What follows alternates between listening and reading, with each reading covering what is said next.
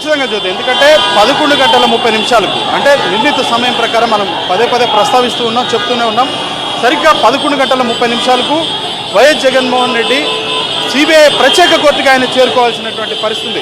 కానీ ఇటు చూస్తే ఇసుకేస్తే రాలనంత జనం, ఎటు చూసినా ట్రాఫిక్ అంతరాయం కలుగుతున్నటువంటి పరిస్థితి కూడా మనం చూడొచ్చు.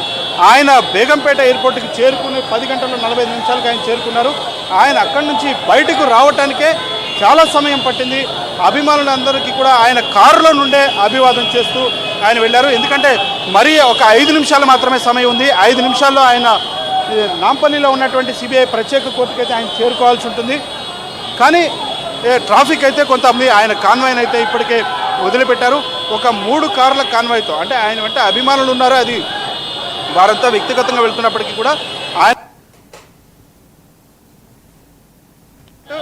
ఆయన వాహనము, అదేవిధంగా ఎస్కార్ట్ వాహనం, ఈ 3 వాహనాలతో అయితే మాత్రం ఆయన చాలా వేగంగానే కొంత ట్రాఫిక్ క్లియరెన్స్ తీసుకుంటూ ట్రాఫిక్ పోలీసులు కూడా కొంత రిక్వెస్ట్ చేసి ఖచ్చితంగా సిబిఐ కోర్టుకి హాజరవ్వాల్సి ఉన్నటువంటి నేపథ్యంలో తనకి కొంత సమయం ఇవ్వాలన్నట్లు కూడా అడిగినట్లుగా కూడా తెలుస్తుంది. దాంతో వాళ్ళు కూడా సానుకూలంగా స్పందించి ఇట్లైనా మాజీ ముఖ్యమంత్రి కాబట్టి ఆయనకి కొంత ప్రత్యేకమైనటువంటి ఎగ్జెంప్షన్ ఇచ్చారు అన్నట్లుగా తెలుస్తుంది.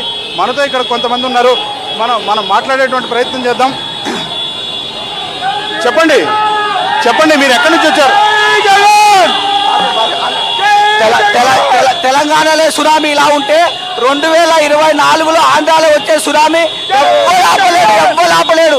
ఈసారి వాళ్ళు 3 కలిసి పోటీ చేసినా పర్లే, 3 విడదీసి పోటీ చేసినా పర్లే, ఈసారి ఖచ్చితంగా జగన్మోహన్ రెడ్డి 2024లో ప్రభుత్వాన్ని ఏర్పాటు చేస్తారు.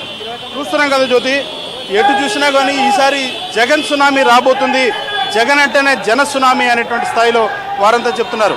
ఇంకా డిపార్ట్మెంట్ పూర్తి స్థాయిలో చూడొచ్చు. పోలీస్ డిపార్ట్మెంట్ ఎక్కడికక్కడ ఎవరికి ఏ విధమైనటువంటి ఇబ్బంది కలగకుండా కొంత కట్టడి చేసేటువంటి ప్రయత్నం అయితే జరుగుతుంది. ఇదే విధమైనటువంటి పరిస్థితి ఇక్కడ కూడా మనం చూడొచ్చు విజువల్స్ ద్వారా. పోలీసులు ఏ విధంగా కూడా బారికేడ్లు పెట్టి, తాళ్లు పెట్టి ట్రాఫిక్ని కట్టడి చేశారు.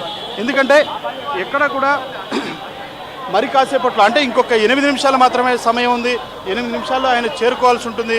చేరుకోకపోతే మాత్రం అది మరొక ఇబ్బంది. అంటే కోర్టుకి నిర్ణీత సమయానికి చెప్పినటువంటి సమయానికి రాలేదు, అది కోర్టు ధిక్కారం అవుతుంది అనేటువంటిది ఒకటి ఉంటుంది. కాబట్టి నిర్ణీత సమయానికి ఆయన చేరుకోవాలి అనేటువంటి నేపథ్యంలోనే ఆయన హుటాహుటిన బయలుదేరారు. ట్రాఫిక్ పోలీసులు కూడా కొంత ఎగ్జామ్షన్ ఇచ్చినట్టుగా తెలుస్తుంది. ఏదైనా కానీ ఎటు చూసినా జై జగన్, జోహార్ వైఎస్ఆర్ అనేటువంటి దాంతో జై వైకాపా అంటూ కూడా వైసీపీ శ్రేణులే కాదు, జగన్మోహన్ రెడ్డికి సంబంధించినటువంటి అభిమానులు కూడా చాలా భారీగా ఇక్కడ చేరుకొని నినాదాలు ఇస్తున్నట్టుగానే మనం చెప్పాలి. తేజ, ఈ సందర్భంగా ఇప్పుడు అక్కడ చూస్తే అన్ని వెహికల్స్ అన్ని ఆగి ఉన్నాయి. అంటే ట్రాఫిక్ ఇష్యూని పోలీసులు ఎలా హ్యాండిల్ చేస్తున్నారు?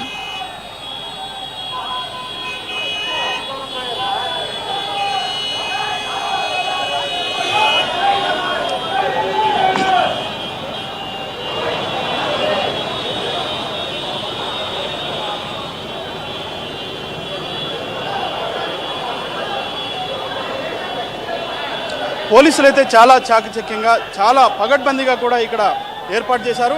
వారంతా కూడా ఇక్కడ ఉన్నటువంటి పరిస్థితి చూడొచ్చు. ట్రాఫిక్ని పూర్తిగా కట్టడి చేశారు. ఎందుకంటే జగన్మోహన్ రెడ్డి వెళ్ళేటువంటి వాహనానికి ఏ విధమైనటువంటి అక్కడ అంతరాయం కలగకుండా, ట్రాఫిక్ అంతరాయం కలగకుండా, ఎవరికి ఏ విధమైనటువంటి ఇబ్బంది లేకుండా అయితే మాత్రం చాలా పట్టుదిట్టమైనటువంటి భద్రతా ఏర్పాట్లు అయితే చేశారు. మనం చూడొచ్చు ఇక్కడ ఉన్నటువంటి ఏసీపీ కూడా ఇక్కడికి చేరుకున్నారు.